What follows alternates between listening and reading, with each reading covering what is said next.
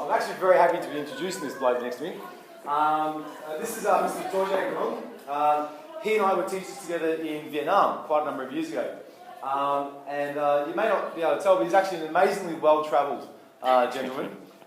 Coming from pretty humble beginnings in the back blocks of Nepal, I think is a fair way to say it. He was lucky enough to get some forms of scholarships and to be allowed an education, I guess. One which many of us probably take for granted. From there, from Nepal, I know that he's studied and taught in the US, in Italy, in Australia, in Norway, in Vietnam, in Qatar. Where else? And Hong Kong. And in Hong Kong. That's right, you're in Hong Kong as well. And one which I find particularly beautiful is on one of our last days in Vietnam, we had an international day and people were getting up and sharing cultural attributes and languages and things like that. Dorje got up and spoke about 3 different languages which none of us actually knew. And then for me, the crowning moment was when a bloke from Nepal pulled out a didgeridoo and actually started playing it to the crowd, and I was absolutely brilliant. So I'm very, very pleased to introduce my friend Mr. Grong. I do hope you take something away from his experiences, and do feel free to have a chat with him at the end. Question, because he's a hell of a nice guy and has got some unique things to say to you. Okay, thanks guys. Please welcome. Thanks, Russell. Right, as Russell mentioned, or Mr. Duncombe, I'm assuming is how you call him. I'll get straight into the presentation, and we'll have some time at the end for questions. Okay.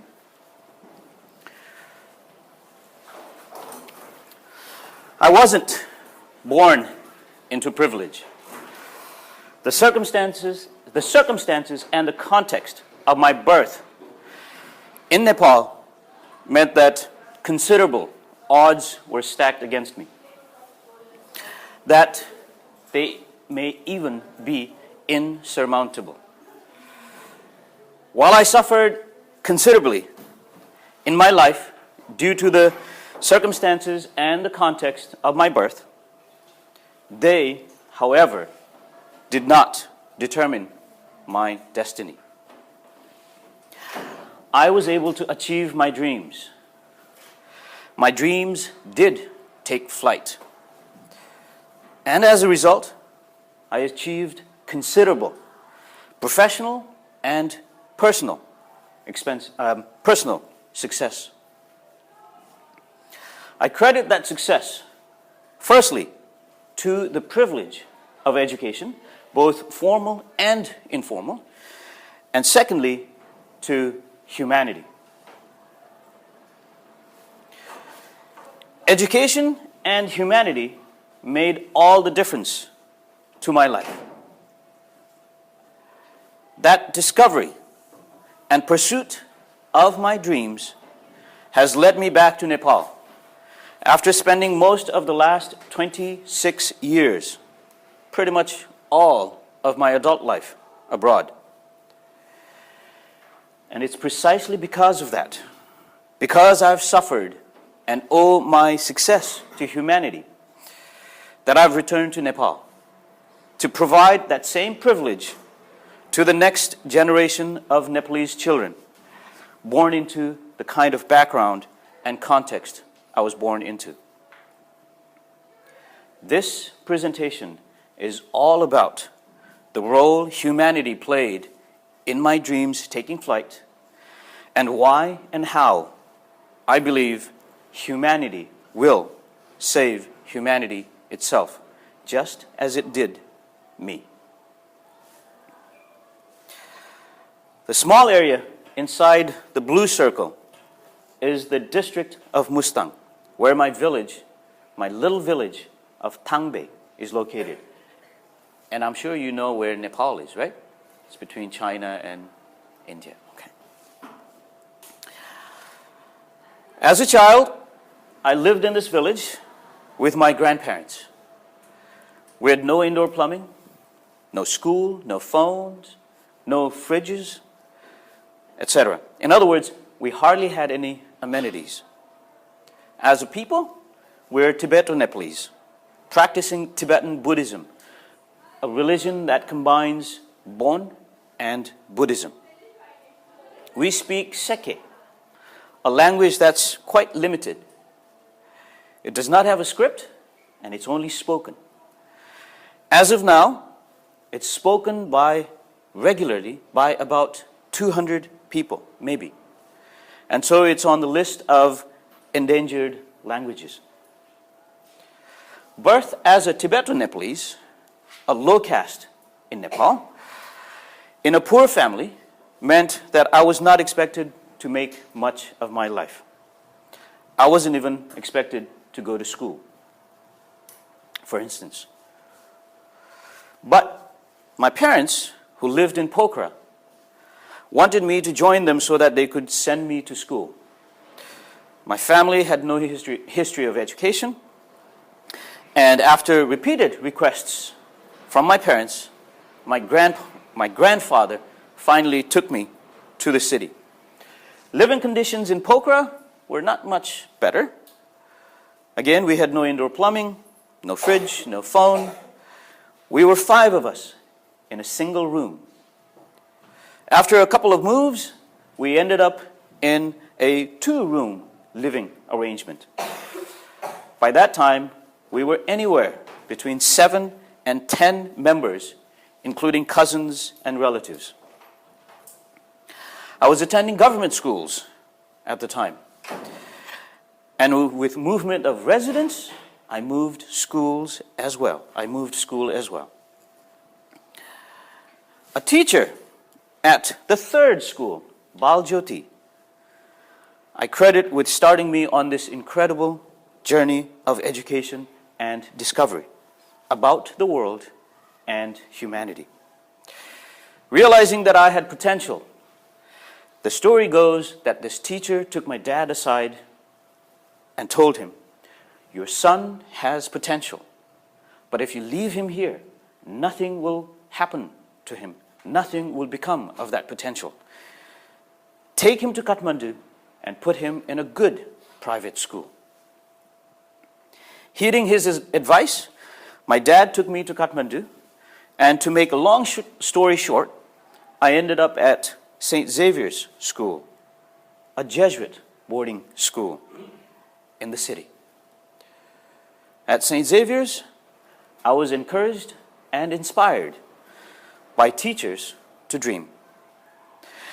They also provided me with the drive to imagine a world and life different from home. One such teacher was Father Downing from Cincinnati, Ohio. Apart from regaling us with stories about the U.S., he would bring visitors, student visitors, to the school to talk to us about their lives.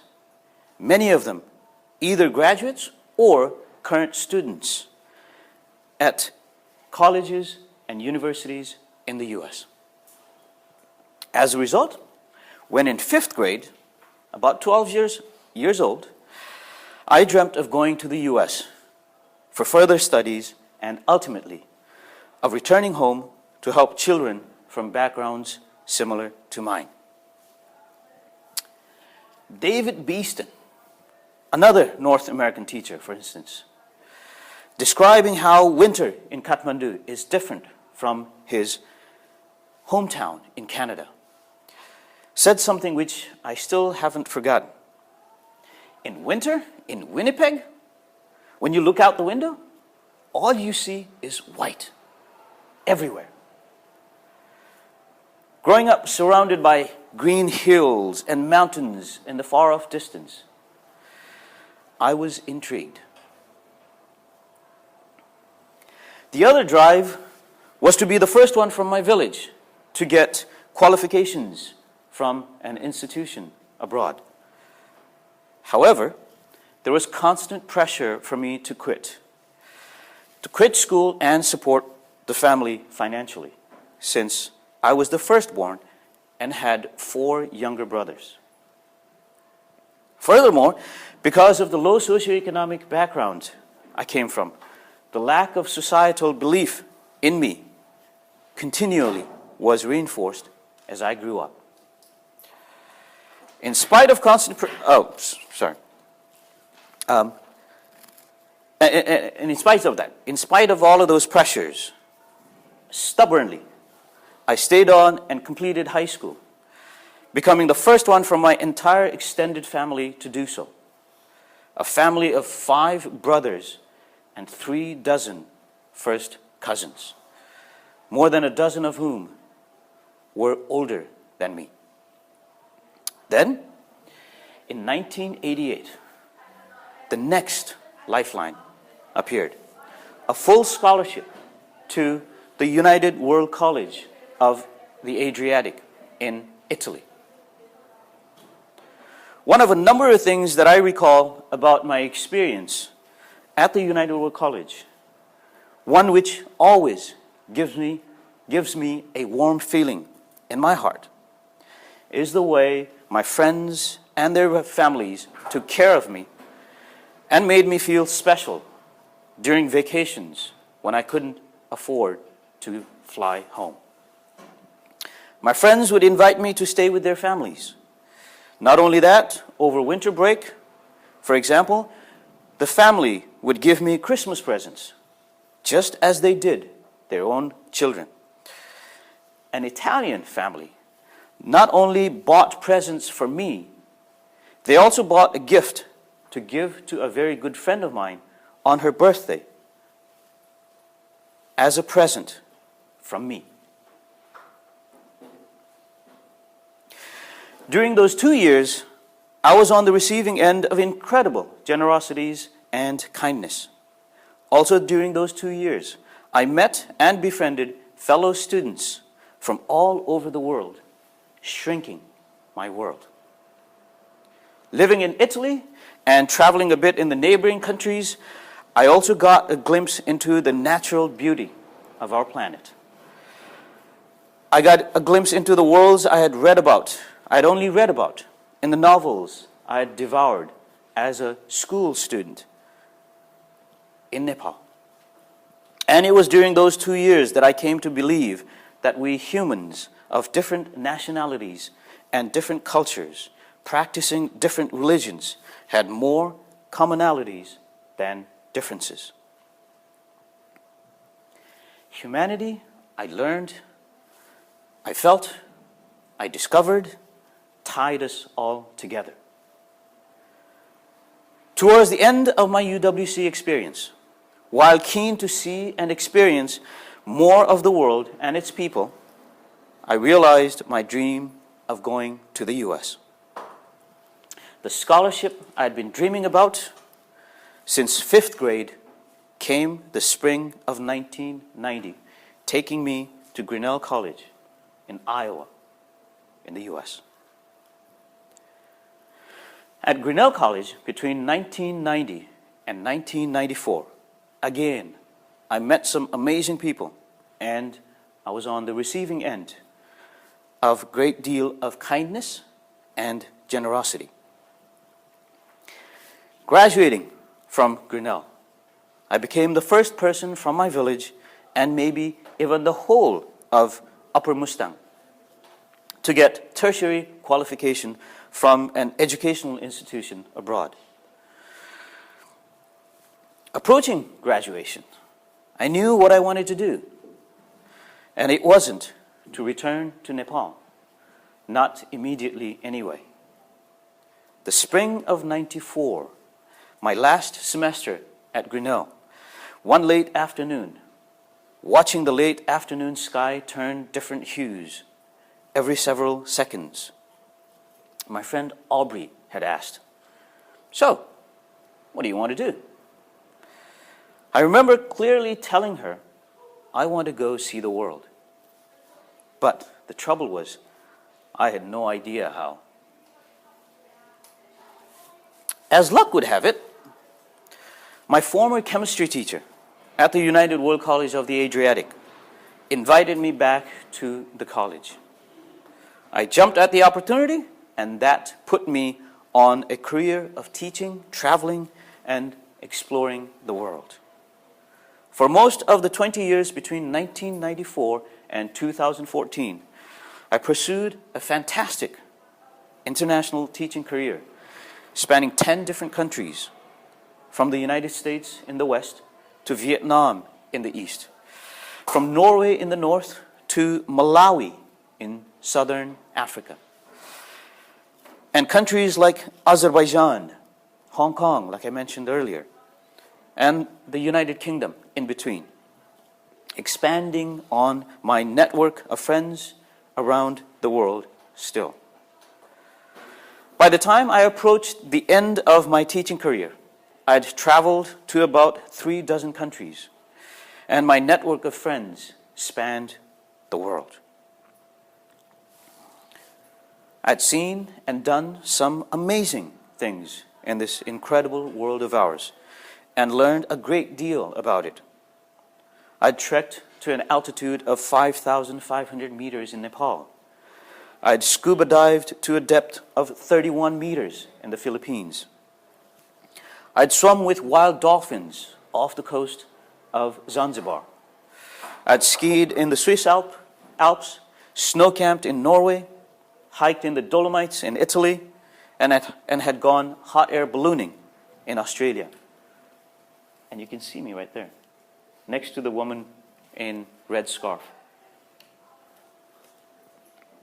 And had gone on wildlife safaris in Nepal, in Zambia, and the awesome Ngorongoro crater, and the incomparable Serengeti plains in Tanzania. I'd learned to play the didgeridoo, learned to play ultimate frisbee, and had learned to dance salsa and merengue. All the while, of course, I'd been planning to return to Nepal to fulfill my original dream. The only question had been, when? In preparation for the eventual return, ever since leaving Nepal for the first time in 1988, I'd been visiting Nepal once on average, almost once a year on average. During those visits to Nepal, I would make every effort to visit my hometown of Pokhara and also my village of Tangbe in Mustang. In Pokhara, I would visit the streets we'd lived in and would also make every effort to visit the schools I'd attended. Going back often was the only way to keep myself from losing my way back to the beginning, to where my life's adventure had begun. In the meantime, the educational opportunities I'd had, the professional experience I had, the travel opportunities, what I experienced, what I did, what I saw, what I'd been given and rewarded with by people I'd studied, taught, worked, and traveled with, all those privileges I'd had, they'd all been beyond the wildest imagination of the 1981 fifth grade school kid in Kathmandu, Nepal, dreaming of going abroad for studies and making something of myself, something of himself, rather. Not surprisingly, therefore, even as I was doing everything I felt I needed to maintain my connection to where I came from, those experiences would transform me into a person I hadn't imagined then. One of the important transformation was that of thinking of myself as a human being first, and then everything else. All aspects of my nationality, ethnicity, etc. coming next. Countries and nationalities stopped meaning much, especially since I had friends spanning the world. Countries represented more faces and people and humanity than political and geographical entities. The other result of having the privilege of getting formal education in 5 different countries, working in 10 countries spanning 5 continents, and traveling to another 30 or so, the other result of those experiences was drawing certain conclusions about life and the world we live in. Here's one of those first ones. one of those first conclusions.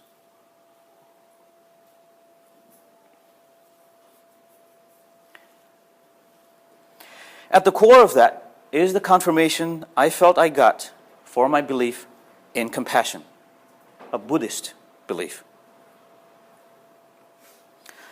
However, having been born a Buddhist in a Hindu kingdom and grown up attending a Jesuit school in Nepal, having gotten a high school diploma in Italy, a Catholic country, and worked in 2 Islamic countries, etc., I've also realized the following about beliefs.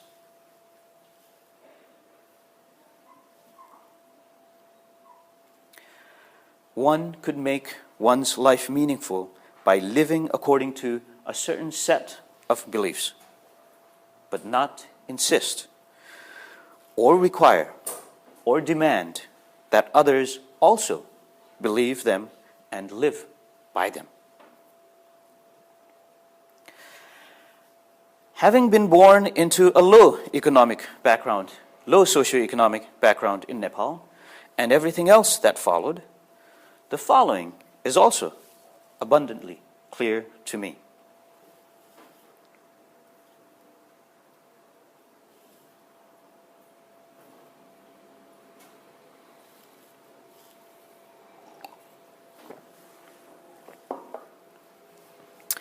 And those core values are none other than kindness, generosity, and compassion. In other words, humanity. That which I came across all through my life. That which I was a beneficiary of pretty much all my life. What I also came to realize, having experienced poverty and having seen this all over the world, everywhere, is this.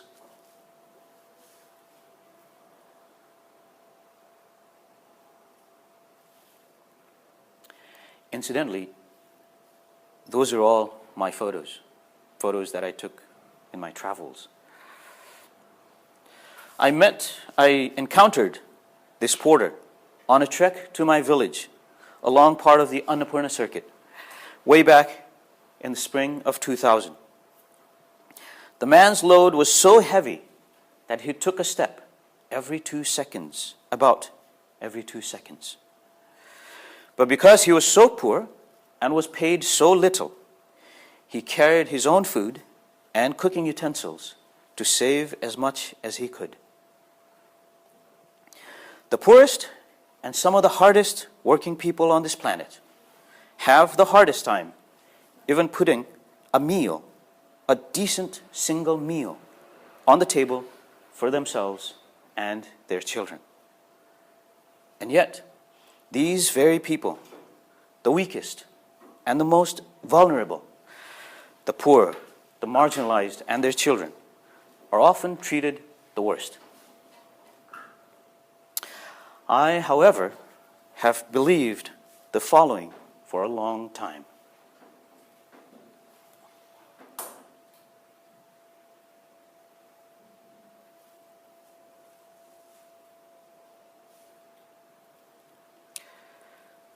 Some of the weakest and the most vulnerable in Nepal are the children of poor families, children of Dalits, the untouchables, children of marginalized groups such as Tamangs and Tharus, especially girls.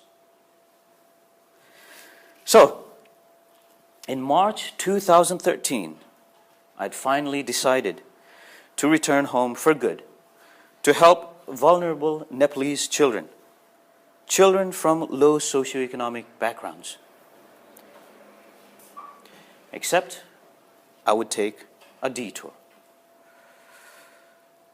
On May 1st, I would be thrown in jail for allegedly insulting Islam following a minor incident in the cafeteria with a few students at Qatar Academy in Doha, Qatar, where I was working at the time. Unlike a number of others jailed on trumped-up charges, who had no help from anyone on the 8th day of my own incarceration, once again, people came to my rescue.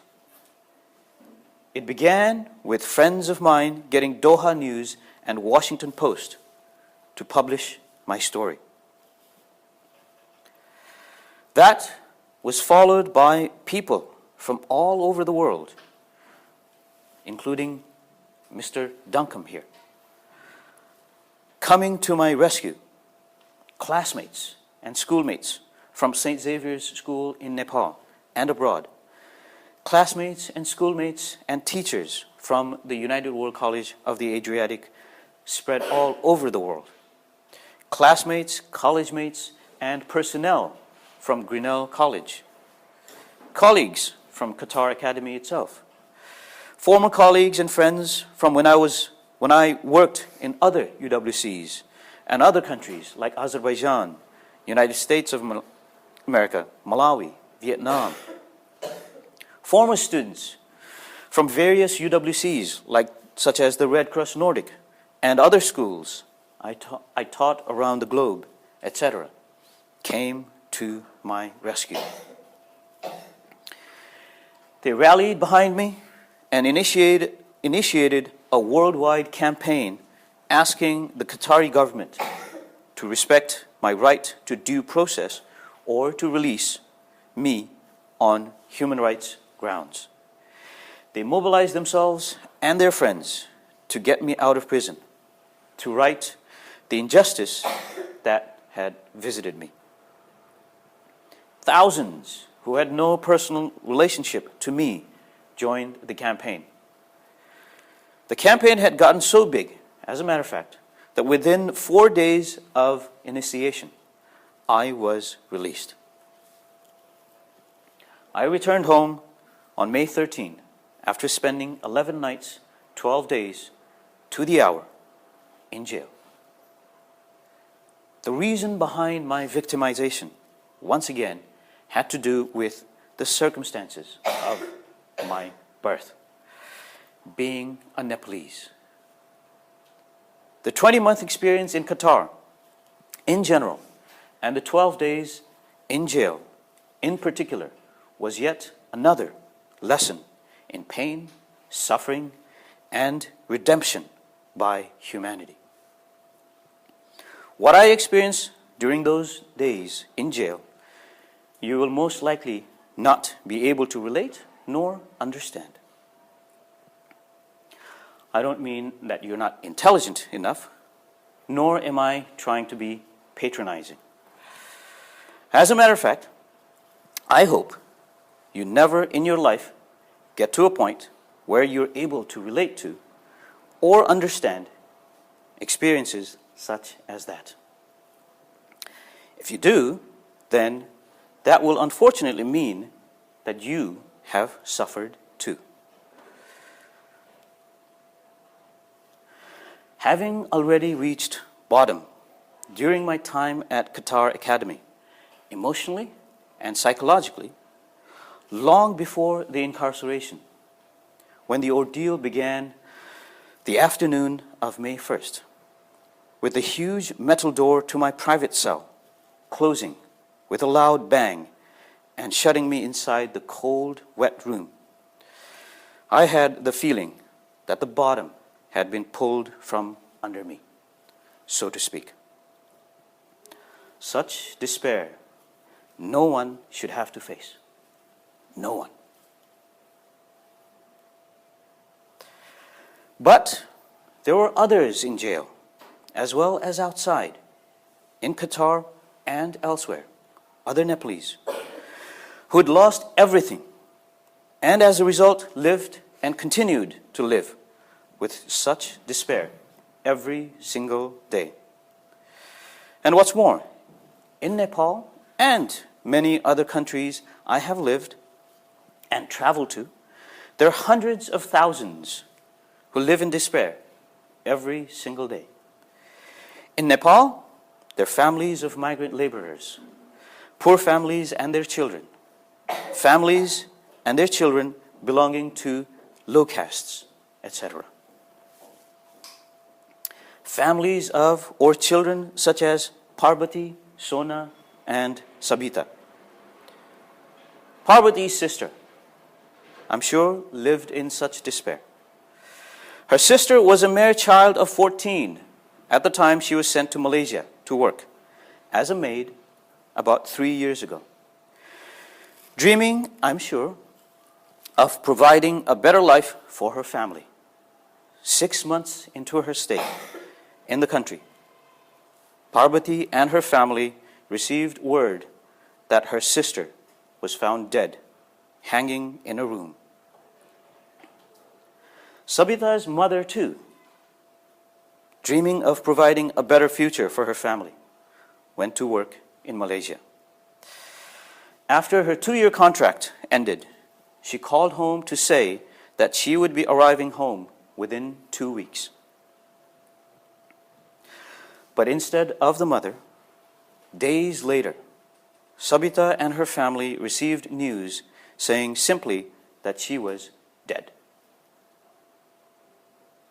Currently, on average, 3 dead bodies of Nepalese migrant workers per day arrive at the international airport in Kathmandu.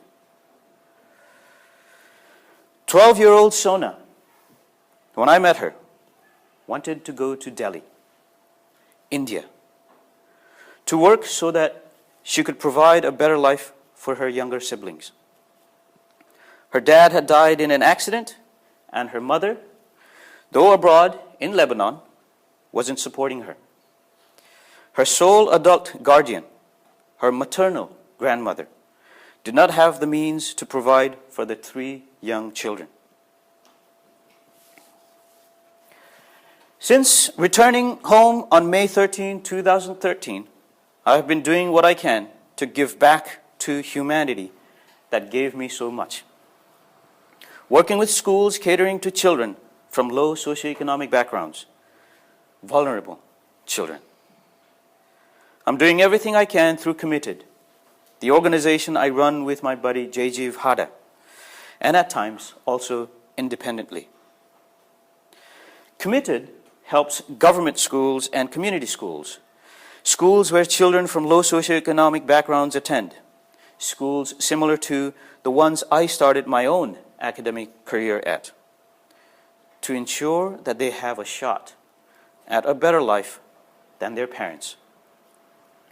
Our main project site is the little village of Thangpalkot in Sindhupalchok district, an adjoining district to Kathmandu. The 3 children whose stories I shared with you earlier, Parvati, Sabita, and Sona, are children from this village, as are these children.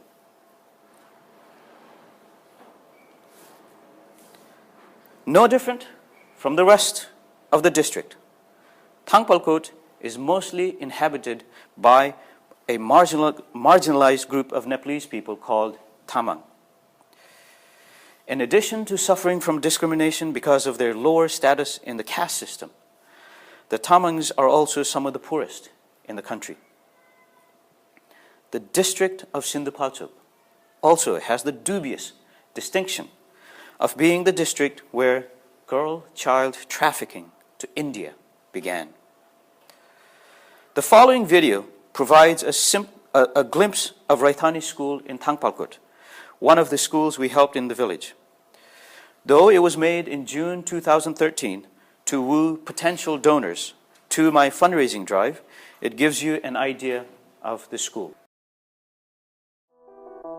I want to be a policeman. I want to be an engineer. I want to be a doctor. I want to be a nurse. I want to be a teacher.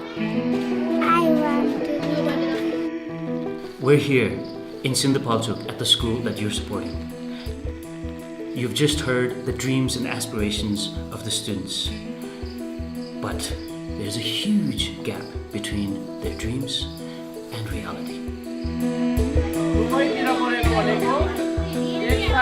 The reality is that the school doesn't have enough classrooms. For instance, this particular classroom, they have had to put 2 different classes together. And right now, there are over 50 students in here.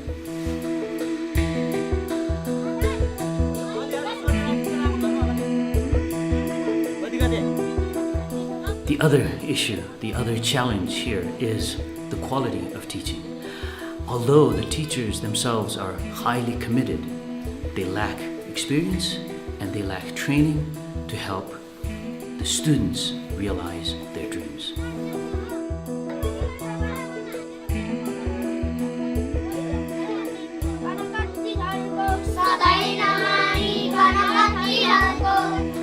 I'm incredibly grateful for the support that you provided me thus far. I need one final push to get us past the tipping point, to help the children of Sindapalchok achieve their dreams.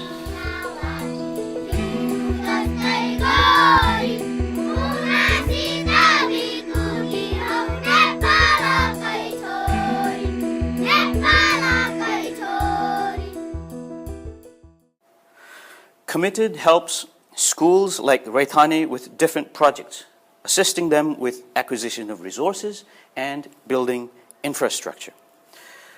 The most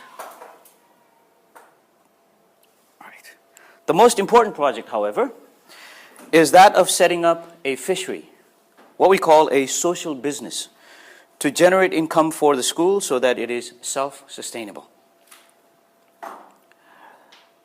In addition to that, on the side, I'm also heavily involved in the United World College movement. As a former student of the United World College of the Adriatic and former teacher of 4 different UWCs, I'm intimately aware of the life-transforming experience a UWC education can be. As a member of the UWC Selection Committee, I'm involved in the selection of the next generation of Nepalese youngsters, concentrating my efforts into encouraging children from low socioeconomic background to apply and assisting them whenever and however I am able. For instance, last year, the candidate we selected, Iju, came from a family that could not afford the $2,500 or so US dollars in personal expenses, which I fundraised from my network of friends and acquaintances from around the world. She is currently a first-year IB diploma student at the UWC Maastricht in Holland. That brings me to why I do what I do, why I do the kind of work I do in Nepal. I do them for 2 reasons. Firstly, to ensure that those children realize their dreams and have, if even on a very small scale, the kind of incredible life I've had. Namely, to see and learn about this marvelous world we live in and the people we share it with.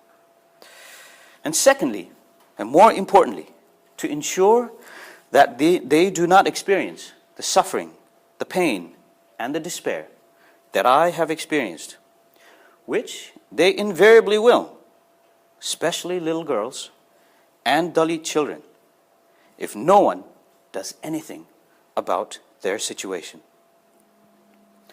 I believe in international understanding, a phrase and concept I was introduced to when I was a student at the United World College of the Adriatic. International understanding to me is nothing other than seeing the world through others' eyes, empathizing with others, being kind, being generous, being benevolent, being compassionate. In other words, displaying humanity.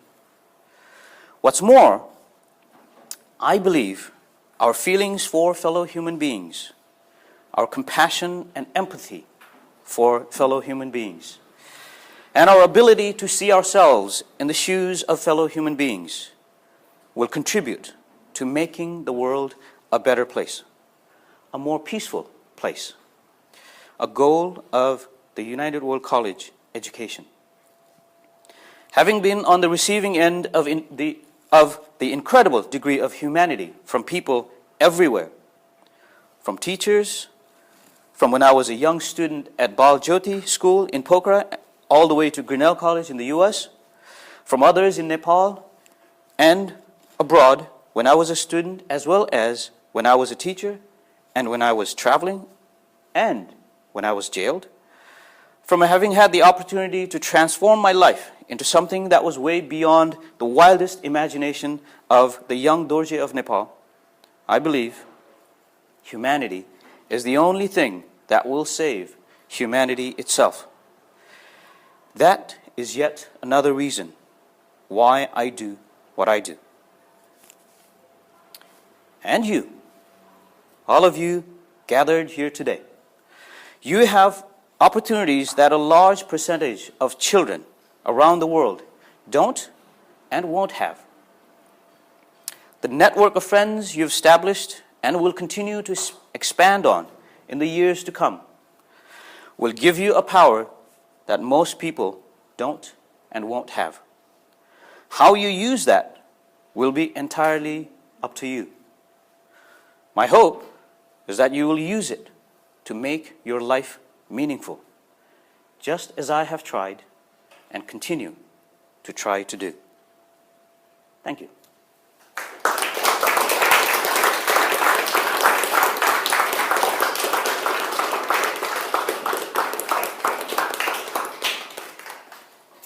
Okay. Questions? Guys.